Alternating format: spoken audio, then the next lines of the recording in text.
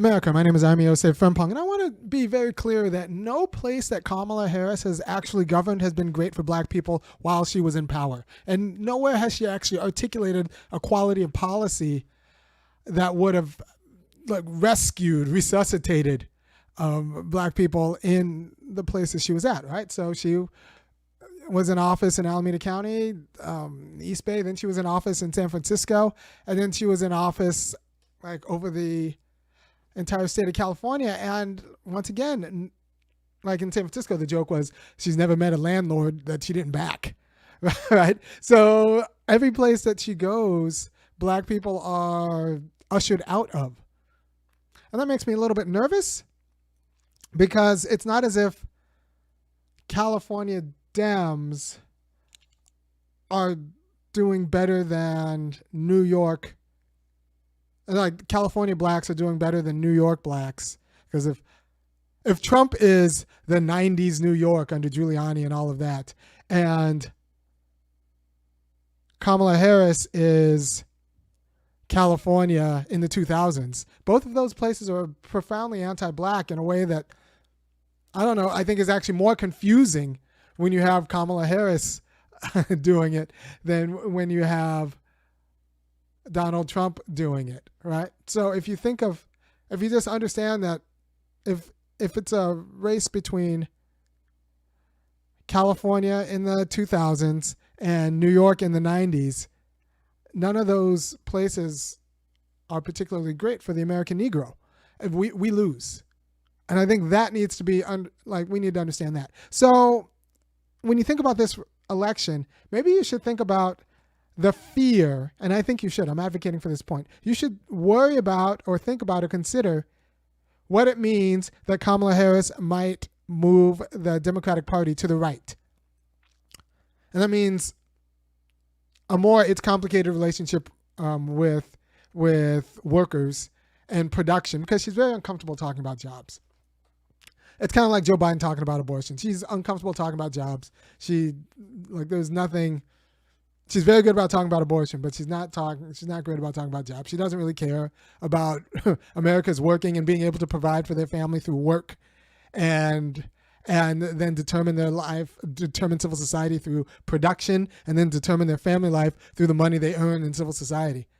That is how freedom kind of works together, or can work together in America, right?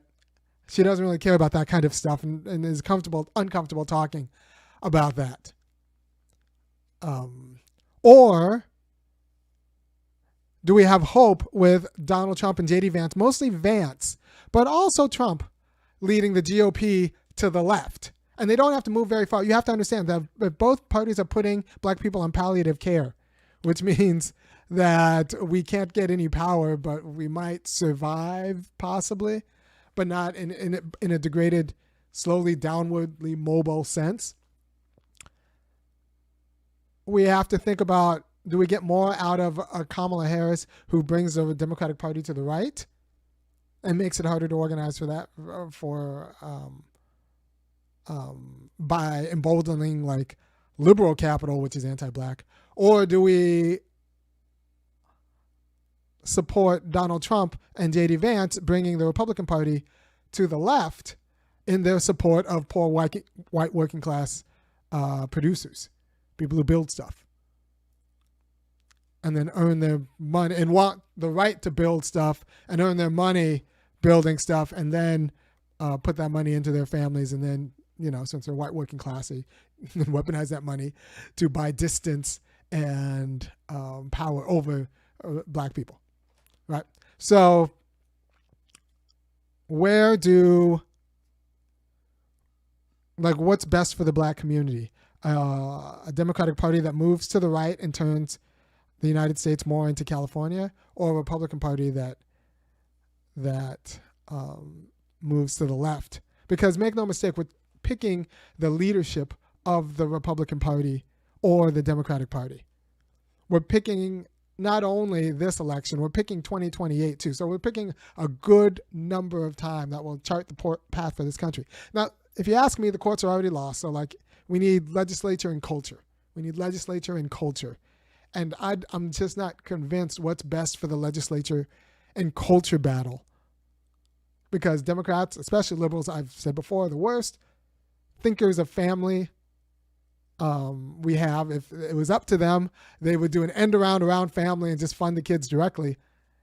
And I think J.D. Vance is actually a much better thinker, a much more serious thinker about how to empower families. And I know the people around him are much more serious about how to empower families in order so that families can take care of, their family business. And that is a quality of family freedom. I think the Democratic Party and liberals often overlook.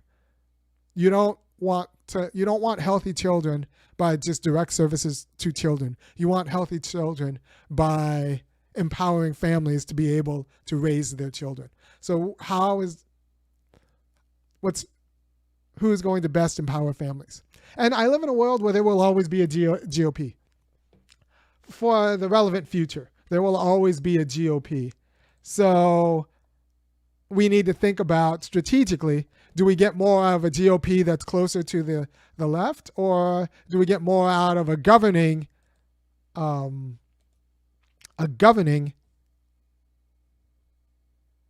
Democratic Party that moves the Democratic Party over to the right? And I'm just not convinced. Yeah, I'm just not convinced that moving the Republican Party over to the left in terms of concern about workers in general and production and U.S. production in general is actually so bad. Is a negative. I think it's a positive. We're going to stop pretending that the GOP goes away with Kamala Harris, with the Kamala Harris-Tim Walz victory. It doesn't go away. What happens is the Trump faction of the GOP gets discredited, and a worse faction of the GOP comes to prominence as the Democratic Party marches over to the right. And I'm just not convinced. Right now, we almost have, Trump's the closest to an anti-war candidate we have. And at least because he's explicit about the awfulness of war. You know how many extra wars we're going to get into, and how the anti-war culture just goes away under Kamala Harris? It's just done. It's done. There isn't really an anti-war culture in the United States, but it's done under Harris. And I think that matters. Also, you have to think about abortion politics in terms of all national elections going to be about abortion politics. Because make no mistakes, the Democrats are in the best position right now if abortion politics is a triumphant issue and they can plausibly deny ever actually moving the needle on legislation towards abortion politics. National legislation. I actually think the Dobbs decision is as good as we're going to get. You're not going to convince good Catholics, and you shouldn't have to, that they should be in a nation that countenances without regard abortion. So those people who are voting for, who want abortion on demand no matter what, no restrictions, that's not, and I'm pro-choice, but that's not a fair compromise. It's not a fair compromise to ask too many people who actually think we're killing babies to just ignore the fact that there's a culture of killing babies. So the Dobbs decision where it just leaves it up to the state, I actually think that's fair. And I say that as, like I said, a pro-choice guy. I just don't want that to dominate national politics. And right now, if Kamala Harris wins, the Democratic Party is not changing a thing from the playbook. They're going to triple down on abortion while not actually being able to do anything about it because there are too many reasonable pro-life people. And the courts are cooked. So,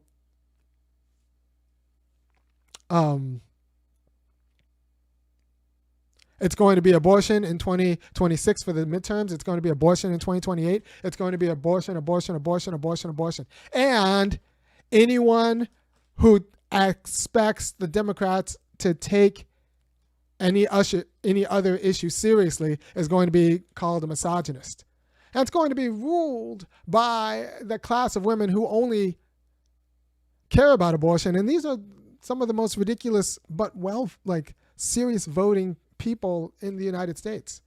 Like, if you're an abortion-only voter, you are a fundamentally unserious American, yet I respect your right to be an American, but I do not expect you to fight for anything else because you don't care about production, you don't care about wars, you don't care about anything except the ability to kill a fetus that you participated in creating without any sort of like respect for other people's religion who might actually and reasonably think that that's kind of an untoward national policy. So, like, these people are ridiculous. Not ridiculous, so, like, actually, they're not great humans. The abortion-only voters. And the Democrats will get the memo that there are a lot of them. And a lot of them are single women. And we do a disservice to single women because we infantilize them so much that they're not the most responsible people, except they're good at filling out paperwork and voting, and they'll do that part of the job very well. I've said before that liberal women are like the worst parents. So you're empowering the worst parents within the governing party to decide policy for the nation ad infinitum and decide decide the direction of the party ad infinitum. And someone says there are a ton of Americans who are single issue voters. Why is abortion such a bad single issue voters? Because some of those other single issue voters might be on a more important issue that is not as controversial. Not as properly controversial. Like, we should flat out have better labor policy. We should flat out have better labor policy. We should be serious about unions. We should and the counter arguments are not great. The counter arguments against abortion on demand are actually like reasonable. You can find reasonable people who don't believe that, who are not like jerks, who are actually moral and thoughtful people. If you are hardcore union busting, like, you're a jerk. You're not great. If you don't think that jobs are centrally important to how freedom works in America, you're not great. Like I said, we're empowering the worst, most irresponsible demographic in America, single issue abortion voters. And like I said, the worst parents. They are bad parents. And I'll die on this hill. Like, especially liberal white women are the worst parents in America. And honestly, any profession they get in with serious numbers, unless they've kind of reconstructed some of their gender commitments, screw up that whole profession. Mental health, done. I think mental health is now a vector of bad, like, bourgeois politics and bad parenting and bad relationships and bad family. I would not only not send my kid to a therapist, I don't think it does great things for spouses or wives or husbands to go to them. I think the whole thing has been, and I believe in mental health. I think the mind is very important, but I think we've destroyed it by sending in too many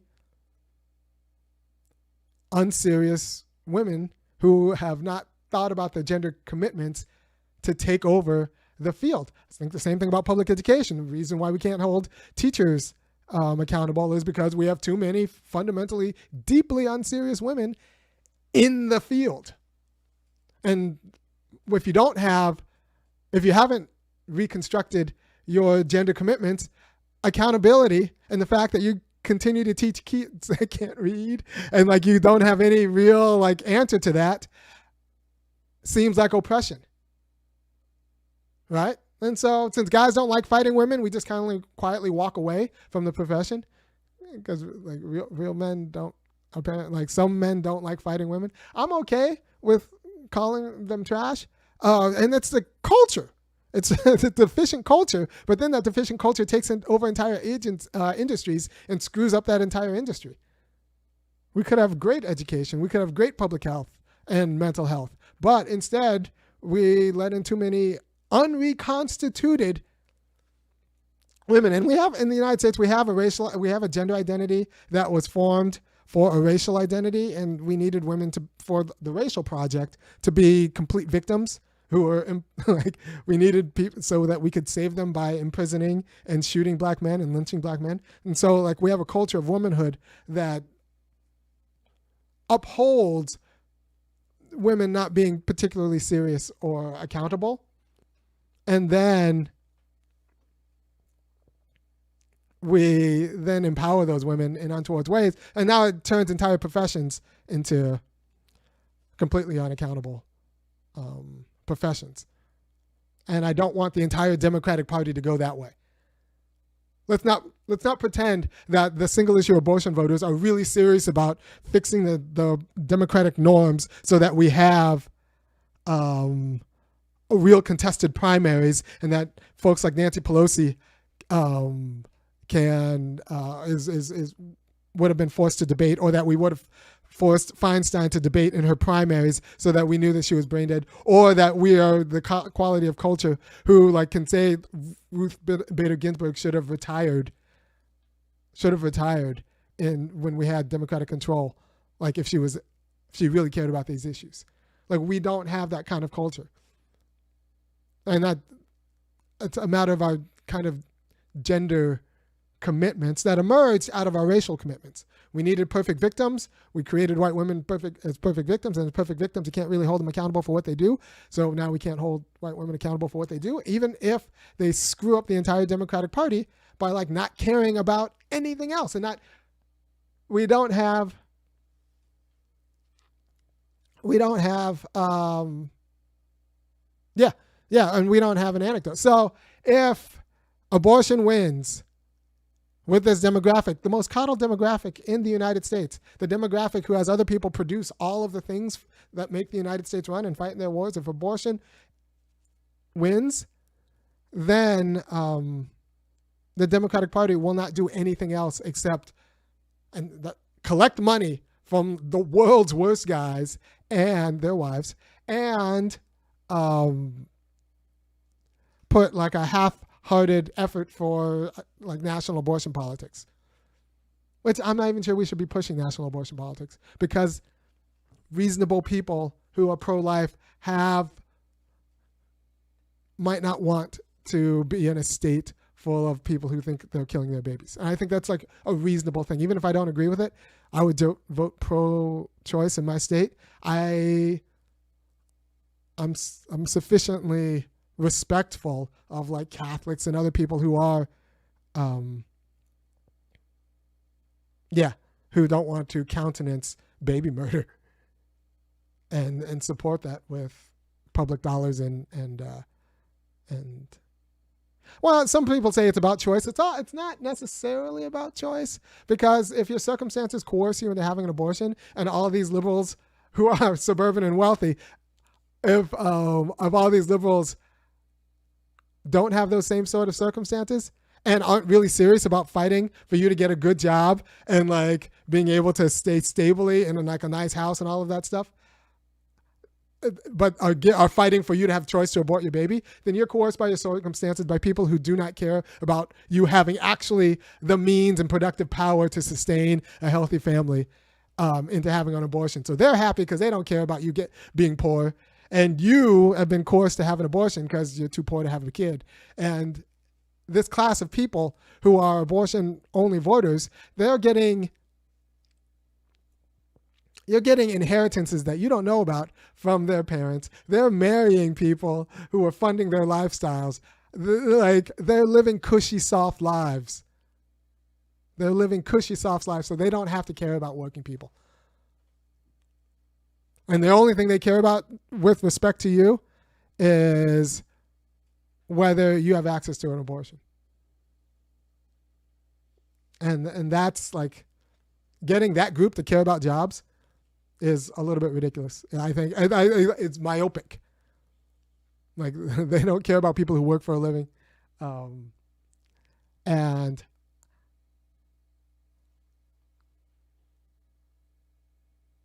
so they know who do care about those people. If we can move the GOP over a little bit, that might create a better space for politics. And I do think Vance, especially Vance, Trump a little bit, because This is more 2016 Trump. He didn't quite get there, but J.D. Vance gets there all the way. So if you empower J.D. Vance, it changes the discourse in a way on the Republican side and then makes Democrats actually have an answer. And it makes Democrats actually have an answer for how to support families. And not just go over the end around of supporting kids, but without actually supporting family structures. Because you can't, government agencies and civil society, civil agencies cannot support families the way that parents can. So if you really care about kids, you empower families. And J.D. Vance is the one who said like $5,000 tax credit every year per child. That's Vance. Now, Kamala Harris came out with like $6,000 for babies, but you don't need that for babies. You need that for, I mean, you do need that for babies, but mostly you need that for like enrichment and family empowerment as the child gets older.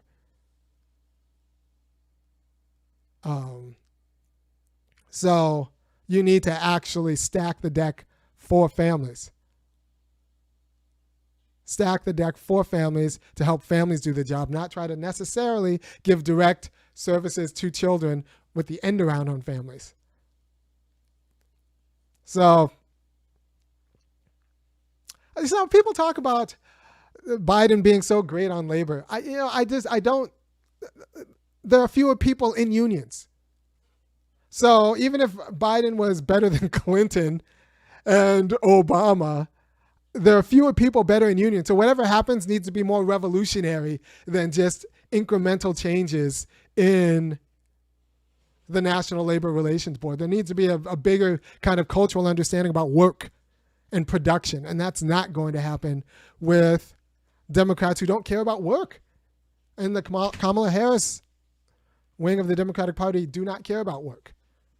What can happen is the J.D. Vance section of the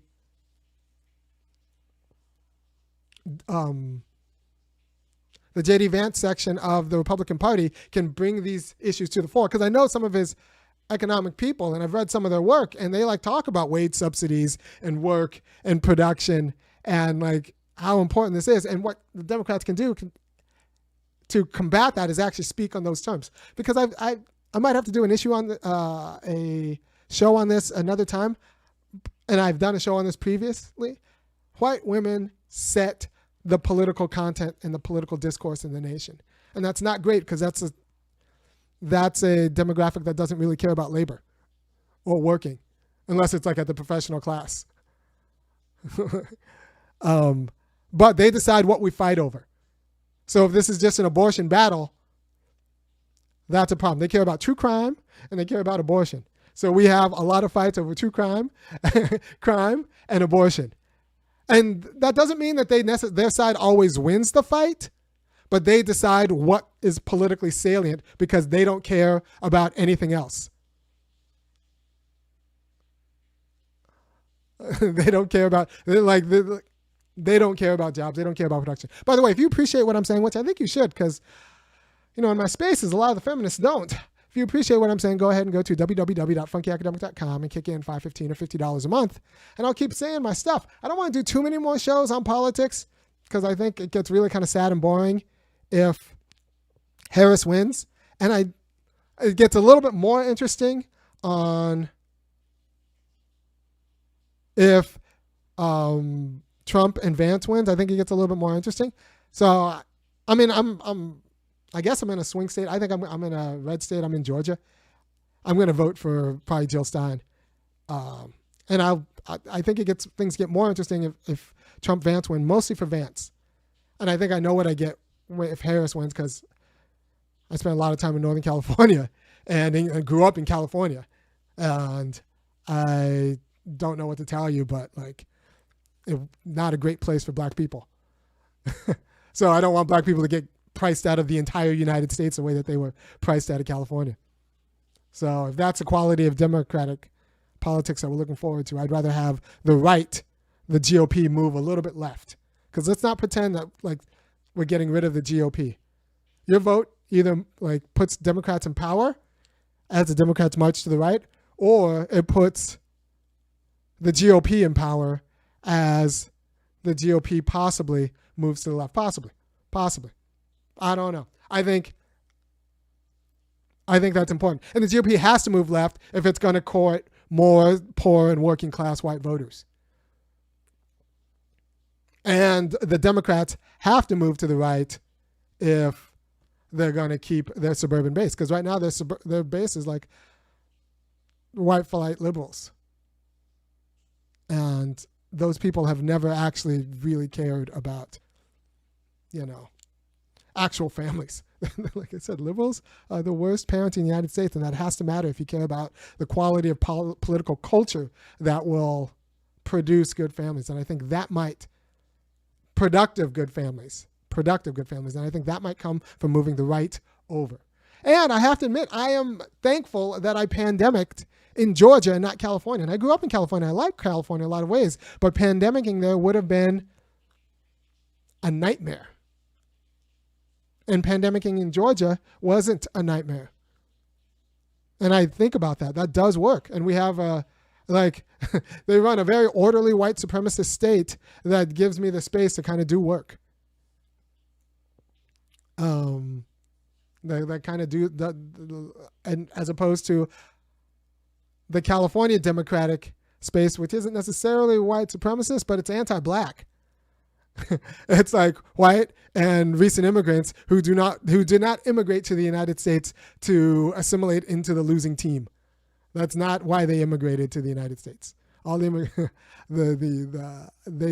the losing team in the United States. That's not why the East Asian immigrants, Southeast Asian immigrants, African immigrants, that's not why they immigrate to California, or the Latino immigrants, or migrants, actually, because a lot of the Latinos were here before California was, white. So they don't move to California to be pro-black, right? So you get the orderly white supremacy of Georgia Republicans, or the orderly, whatever you want to call it, anti-blackness of California. And I don't know which one's best for sustaining good families. I'm not sure. I think they both have their virtues and they both have their vices. So that's where I am. But I do think if you take anything from this video, you should take in the idea that strategic voting means not only bringing the Democrats over to the left so that they can govern in a way that helps poor and working class people, but it also means bringing the GOP over to the left. And the best way to affect the GOP right now is to put in Trump and Vance, especially Vance. But Vance gets a huge leg up if Trump is the president, right? A GOP under Vance doesn't make me a Republican, but it makes me a Democrat in good position, because we won't be talking about abortion all the time. We'll be talking about jobs. So the quality of discourse gets better in the nation. What we're about to talk about, what we can talk about, if the GOP moves to the left. And it gets worse if the Democrats move to the right. No, and I can do this whole other argument about how the Democrats are good about goodies, but are not good about power and freedom. And insofar as they're like democratized goodies, slight goodies, without actually empowering people in a way that puts back people on palliative care. Like I said, if democratic governance works so well, there'd be more healthy black people in California, but they were priced out, right? So you can democratize goodies without actually democratizing power. And power is power in production. Power is a good job. So I don't know. Getting white women, especially liberal white women, to talk about jobs and take jobs seriously it's not what they do. And then they have more money because of their husbands and fathers, and so like they're not going to really listen to you anyway. It's easier to get GOP to talk about jobs. So if I can get the GOP in power to talk about jobs, then we can come with a real left job program that's actually good for families. And getting liberals to talk about families in general is hard because they all want a divorce at the drop of a hat, or the right to divorce at the drop of a hat, right? And it's not just that they want the right to divorce at the drop of the hat. They want a culture that supports them divorcing at the drop of a hat. I'm cool with no-fault divorce being like part of the law. I am not cool with no-fault divorce being like upheld by the culture. Yeah, and Robert, you're right. A one-time $6,000 payout for a baby is just like ridiculous. It's ridiculous. You don't get you don't understand what it takes to actually raise a winner. All right. Once again, if you appreciate what I'm doing, go ahead and go to www.funkyacademic.com. Kick in $5, $15, or $50 a month. I want to do my next show. I don't want it to be on the election. I finally read The Battle Hymn of the Tiger Mother. Amy Chua's book came out 11 years ago, and I think I have some interesting, non-obvious things to say about her moral degradation. But she gets a lot of things right. So she gets a lot of things right for a lot of wrong reasons. And I think I have a lot of interesting and funny things to say about the Amy Chua's book. You should read it too. It's a book. I read it in like 3 sittings and over one day. Read it on Saturday. And I got a ton of kids, so I must have read it really quickly. Battle Hymn of the Tiger Mother by Amy Chua. Because she gets a lot of parenting right. She gets a lot of parenting right for a lot of wrong ideas, for a lot of wrong reasons, which is ultimately like bad for everyone.